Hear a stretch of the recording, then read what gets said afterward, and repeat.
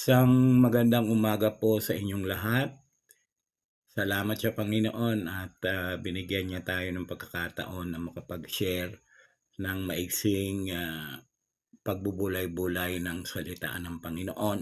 Bago po natin ito simulan, ay tayo po muna ay manalangin. Panginoong Diyos, marami pong salamat sa umagang ito na kami ay binigyan mo ng panibagong buhay, panibagong lakas at panibagong pag-asa sa araw na ito. Salamat po Panginoon sa mapayapa at tahimik na pagtulog na ipinaranas mo sa amin.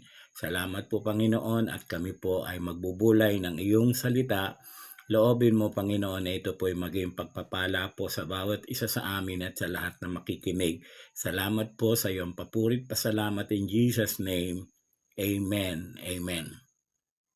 Ang salita po ng Panginoon na ating bubulayin sa umagang ito ay matatagpuan po sa aklat ni Juan chapter 3 verse 18. Ito po ang sabi ng Panginoon, ang sumasampalataya sa Kanya ay hindi hinahatulan. Ang hindi sumasampalataya sa Kanya ay hinatulan na, sapagkat hindi siya sumasampalataya sa pangalan ng bugtong na anak ng Diyos. Tayo pong lahat ay may nagawa at may ginagawang pagkakamali. Ngunit ang pag-ibig at pangunawa ng Panginoon, hindi niya po tayo hinatulan.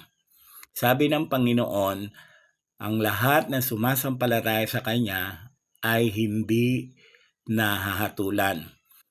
Ilagay lamang natin ang ating pagtitiwala sa Kanya at tayo ay tatanggap ng kagalakan ng masaganang buhay na Kanyang inihahandog sa atin. Kahit anong mangyari, He will never turn away from you. Yan po, maliwanag na sinabi ng Panginoon.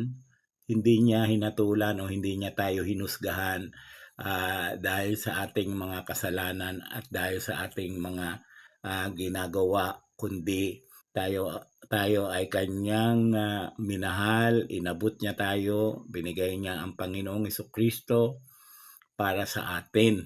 At ang sabi doon ay sino man ang sumasampalataya sa Panginoon ay hindi na hahatulan. At yun po ang isang requirement ng Panginoon para tayo ay magkaroon ng kaligtasan mula sa paghahatol ng Diyos, ay yung tayo ay tumanggap sa Panginoon bilang Panginoon natin at sarili nating tagapagligtas. Tayo po ay